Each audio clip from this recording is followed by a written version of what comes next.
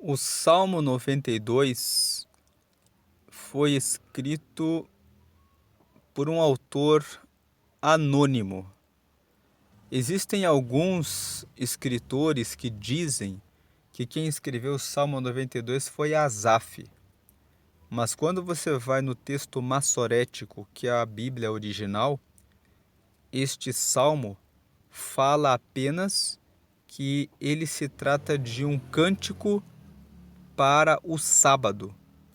E isso significa que ele é um cântico de louvor, porque no sábado o povo judeu faz a sua adoração a Deus. Eles guardam o sábado para honrar ao Senhor. Então este Salmo 92, ele é um cântico de louvor, ele é um cântico de exaltação. Sabemos que os salmos para a Bíblia original nos judeus se chama Terrilim. O livro dos Salmos, na Bíblia original, se chama Terrilim. Terrilim se escreve T-E-H-I-L-I-M e significa louvores. Existem 150 salmos e eles foram organizados em livros. São 5 livros, que na verdade são coletâneas de salmos. O livro 1 vai do Salmo 1 ao 41 e todos foram escritos por Davi. O livro 2 vai do Salmo 42 até o 72 e o 42 ao 49 foram escritos pelos filhos de Coré. Coré foi um homem que se levantou contra o ministério de Moisés e de Arão e Deus o matou, de acordo com Números capítulo 16, mas os seus filhos se arrependeram e em Números, no capítulo 26, está escrito que os filhos de Coré foram admitidos ao serviço de adoração. Então os filhos de Coré escreveram os Salmos 42 a 49. Asaf foi um levita que foi admitido para o culto no tempo de Davi e ele também era responsável pelos louvores. Ele escreveu o Salmo 50 e o Salmo 51 até o 72 foram escritos pelo rei Davi, sendo que o texto original indica que os Salmos 66, 67 e 71 não têm autor, mas a tradição revela, indica que Davi escreveu esses 3 salmos. E o Salmo 72 existe uma discussão onde alguns dizem que quem o escreveu foi Salomão e outros dizem que quem o escreveu foi Davi, porque o último versículo do Salmo 72 fala: findam-se aqui os salmos de Davi. Depois vem o livro 3, que começa no Salmo 73 e vai até o Salmo 89. No livro 3, o Salmo 73 até o 82 foram escritos por Asaf ou seus descendentes. O Salmo 83 é de autoria desconhecida. O Salmo 84, 85 e 87 foram escritos pelos filhos de Coré. O Salmo 86 foi escrito por Davi. O Salmo 88 foi escrito por Emã. E o Salmo 89 foi escrito por Etã. E depois nós começamos o livro 4 com o Salmo 90, que é um salmo que foi escrito por Moisés. Ontem nós meditamos no Salmo 91, mencionamos que é um salmo de autoria desconhecida e o Salmo 92 também é um salmo anônimo, mas alguns dizem que foi Asaf que o escreveu. E o livro 4 vai do Salmo 90 até o Salmo 106. O último livro, que é o livro 5, vai do Salmo 107 até o Salmo 150. Nós começamos a meditar nos Salmos no dia 1º de agosto. Se você caiu aqui no canal nesse Salmo, você pode acessar os vídeos desta série chamada Meditações em Salmos, que já tem até o Salmo 91 aqui no canal. E o Salmo 92, como nós dissemos no começo, ele é um salmo de louvor. Ele é um salmo de adoração a Deus. E ele se divide em 4 partes. Na primeira parte, ele fala que é bom louvar ao Senhor. É o versículo 1 até o versículo 3. Bom é louvar ao Senhor e cantar louvores ao teu nome, ó Altíssimo, para de manhã anunciar a tua benignidade e todas as noites a tua fidelidade. 3. Sobre um instrumento de 10 cordas e sobre o saltério, sobre a harpa com som solene. Então, na primeira parte, o salmista aqui fala: é bom louvar ao Senhor, é bom louvá-lo de manhã, para receber a bondade de Deus. Benignidade é a qualidade de receber o bem. Deus, ele é benigno, ele se preocupa em fazer o bem. E ele fala, quando nós louvamos ao Senhor logo cedo, e louvamos e cantamos louvores a Ele, logo cedo nós anunciamos a bondade de Deus e de noite nós anunciamos que Ele é fiel, usando instrumentos de 10 cordas e saltério e harpa com som solene. Quando ele fala com som solene é porque dá para perceber que esse salmo ele era um cântico realmente para adoração a Deus. E o título no texto original fala que é um salmo para adoração a Deus no sábado. Na segunda parte, ele fala, a primeira parte é bom cantar para Deus. A segunda parte, por quê? Porque Deus é muito grande. Versículo 4, 5 e 6. Pois tu, Senhor, me alegraste com os teus feitos. Exultarei nas obras das tuas mãos. 5. Quão grandes são, Senhor, as tuas obras. Muito profundos são os teus pensamentos. 6. O homem brutal nada sabe, e o louco não entende isso. Essa é a segunda parte. Então, a primeira parte é bom louvar a Deus, a sua benignidade e a sua fidelidade. A segunda parte, porque Deus nos alegra, porque as obras dele são realmente grandes e os pensamentos de Deus são muito profundos, mas o homem bruto não entende isso. Agora vem a terceira parte, que fala sobre quem são os brutos. Veja que ele termina a segunda parte dizendo que a segunda parte fala que Deus é muito grande, mas o homem bruto não entende isso. Agora vem a terceira parte, que fala sobre os ímpios. Versículos 7, 8 e 9. Brotam os ímpios como a erva, e florescem todos os que praticam a iniquidade. A palavra iniquidade ela é mais grave do que pecado. Pecado significa errar o alvo. Todos nós pecamos. Cometemos alguma falha, algum deslize, sem perceber que erramos.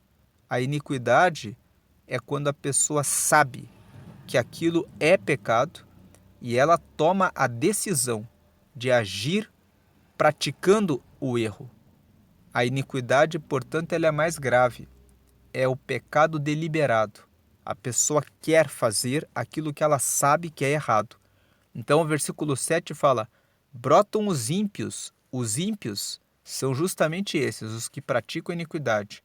Os ímpios brotam como a erva. Ele está dizendo, existem muitas pessoas que querem e gostam de fazer as coisas erradas. E eles florescem, todos os que praticam iniquidade, mas para serem destruídos para sempre. 8. Mas tu, Senhor, és o Altíssimo para sempre. Então, se de um lado os ímpios se multiplicam, Deus continua sendo o Altíssimo que faz o julgamento deles. Versículo 9. Pois eis que os teus inimigos, Senhor, eis que os teus inimigos perecerão. Serão dispersos todos os que praticam a iniquidade. Então aqui, nos versículos 7, 8 e 9, o salmista está dizendo, existe uma multiplicação de pessoas que fazem o mal, mas eles prosperam para serem destruídos. E Deus continua realizando o seu julgamento, porque Deus, ele permanece para sempre. O versículo 8 fala, mas tu, Senhor, és o Altíssimo para sempre. Essa terceira parte fala a respeito da justiça de Deus. Então, na primeira parte, versículos 1 a 3, é bom louvar ao Senhor, porque Ele é benigno e porque Ele é fiel. A segunda parte, versículo 4, 5 e 6, é bom louvar ao Senhor porque as obras dele são grandes e Ele nos traz alegria. Mas os brutos não entendem isso. A parte 3, versículos 7, 8 e 9. O Senhor, Ele é um Deus altíssimo e que faz justiça na terra. Então é bom louvar ao Senhor porque Ele faz a justiça sobre a terra. E a última parte, versículo 10 até o 15. Mas tu exaltarás o meu poder, como o Senhor nos exaltará. Tu exaltarás o meu poder como do unicórnio. Serei ungido com óleo fresco. Quando ele fala serei ungido com óleo fresco, o óleo simboliza o Espírito Santo. Então eu receberei a presença do Espírito Santo. Quando ele fala óleo fresco, todos os dias eu serei renovado. 11. Os meus olhos verão cumprido o meu desejo sobre os meus inimigos, e os meus ouvidos deles se certificarão quanto aos malfeitores que se levantam contra mim. Promessa de que os nossos inimigos serão derrotados. 12. O justo florescerá como a palmeira, crescerá como o cedro no Líbano. Sabemos que o cedro são árvores que têm o tronco mais alto e tem muita utilidade. Versículo 13. Os que estão plantados na casa do Senhor florescerão nos átrios do nosso Deus. 14. Na velhice ainda darão frutos, serão viçosos e florescentes. 15. Para anunciarem que o Senhor é reto, Ele é a minha rocha e nele não há injustiça. Então, organizando o Salmo, lendo essa estrutura, podemos dizer assim, versículos 1, 2 e 3. É bom louvar ao Senhor porque Ele é benigno e porque Ele é fiel, então nós devemos louvá-lo com instrumentos de 10 cordas. Por quê? A parte 2, versículos 4, 5 e 6. Porque as obras do Senhor são grandes, e os feitos dele derramam alegria sobre nós, só que o bruto e o louco não entendem isso. E a terceira parte, por que é bom louvar ao Senhor? Porque embora os ímpios se multipliquem como a erva, o Senhor continua sendo o Altíssimo para sempre e Ele fará justiça em relação a nós. E é bom louvar ao Senhor, porque a quarta parte, Ele exalta a nossa cabeça, nos dá óleo fresco, o Espírito Santo, derrota os nossos inimigos. Nós que somos os justos e que estamos nele, vamos florescer como a palmeira e vamos crescer como cedro no Líbano. Os que estamos na casa do Senhor, floresceremos no templo do Senhor. Na velhice daremos frutos, e tudo isso para darmos o testemunho a respeito da bondade do Senhor. Vê-se claramente que a estrutura do Salmo 92 é falar sobre a bondade de Deus e depois dizer que as obras dele são grandes, versículo 4, 5 e 6, que os ímpios prosperam, mas Deus continua realizando justiça, versículos 6, 7 e 8, 7, 8 e 9, e que ele nos dará a presença do Espírito Santo, a vitória sobre os nossos inimigos e nos dará a graça de crescermos para darmos testemunho sobre a bondade dele. O Salmo 92, portanto, é um salmo de louvor, é um salmo de adoração a Deus. Sabemos que os salmos são cânticos e eles se manifestam em louvores e podem ser louvores de celebração e alegria, como esse Salmo 92 que nós lemos hoje, mas podem também representar lamento, como por exemplo o Salmo 13, onde o rei Davi, que o escreveu, diz: Até quando, Senhor, te esquecerás de mim? Será para sempre? Então o Salmo 13 é um salmo de lamentação. Existem alguns salmos que são imprecações. Imprecações são aquelas orações em que se pede a derrota do inimigo, que o inimigo morra, que o inimigo seja derrotado, que o inimigo seja humilhado, mas esses salmos imprecatórios são salmos onde o salmista desabafa com sinceridade o desejo que ele tem no coração. Mas todo salmo imprecatório sempre termina com o salmista dizendo: porém, tu, Senhor, é aquele que toma a justiça, é aquele que realiza a justiça. Então, algumas pessoas ensinam que nós podemos fazer as orações imprecatórias desejando o mal do nosso inimigo e orando a Deus para que faça o mal ao nosso inimigo. E eles usam o texto dos salmos imprecatórios para justificarem esse posicionamento.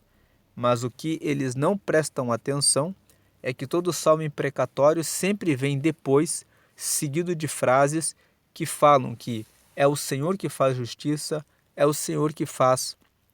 Então, a imprecação, ela está na Bíblia para mostrar que nós podemos ser sinceros e dizer o que pensamos. Às vezes, podemos ter o desejo do mal em relação a quem nos fez mal.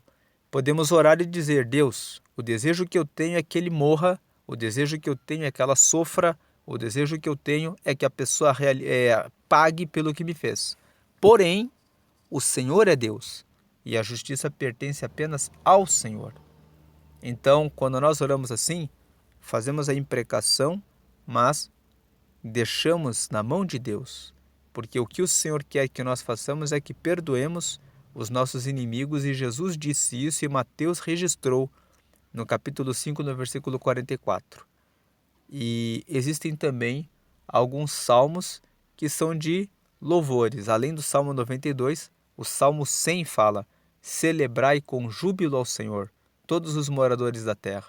Então, esses salmos são salmos de cânticos, são salmos de louvor a Deus. Existem também alguns salmos que são salmos de instrução, que são salmos que trazem informação, como por exemplo o Salmo 8, que fala que Deus criou todas as coisas. Existem alguns salmos que são para ensino, para instrução. Então, essa é a meditação do Salmo 92. Ele é um salmo que fala sobre a bondade de Deus e ele é um salmo especificamente para louvar ao Senhor no templo, no sábado. E hoje é dia 31 de outubro e todos os meses nós incentivamos a leitura de Provérbios. Provérbios tem 31 capítulos. Você pode ler Provérbios 12 vezes no ano, uma vez por mês, um capítulo por dia. E se você toma os meses de fevereiro e os meses que têm 30 dias, você separa ali o último dia para ler os capítulos de Provérbios e terminar a leitura desse livro. E todos aqueles que leem Provérbios por 2 anos consecutivos, aplicando o texto, tornam-se mais sábios. E aqueles que fazem isso por 5 anos, prosperam em todas as áreas. Por essa razão, hoje é dia 31 de outubro. Todos os dias dos vídeos que foram postados aqui desde o dia 1º de outubro, nós colocamos no final do vídeo uma série chamada Leituras em Provérbios. E hoje fica Leituras em Provérbios, capítulo 31. O capítulo 31 nos fala a respeito da mulher virtuosa. Nos fala das qualidades que uma mulher que se coloca como uma serva de Deus deve proceder. Então, vou deixar aqui o texto de Leituras em Provérbios, capítulo 31, e do lado o botão para que você que não está inscrito no canal e possa se inscrever e ser notificado todas as vezes que forem postados novos vídeos. Deus abençoe a todos na graça e paz de Jesus Cristo. Amém.